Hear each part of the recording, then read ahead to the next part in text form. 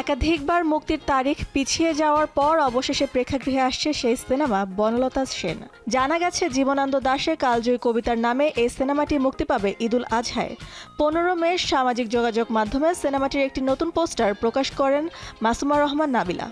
তিনি জানান, এ কোনো যন্তর-মন্তর ঘর নয়, যে ঘরের চাবি আছে তবু তালা খোলার কোনো পথ নেই।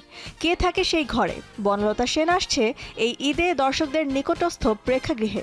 2024 সালে সিনেমাটি মুক্তির পরিকল্পনা করেছিলেন নির্মাতা মাসুদ হাসান উজ্জ্বল। দেশের সামগ্রিক পরিস্থিতি বিবেচনায় সে সময় মুক্তি স্থগিত করা হয়।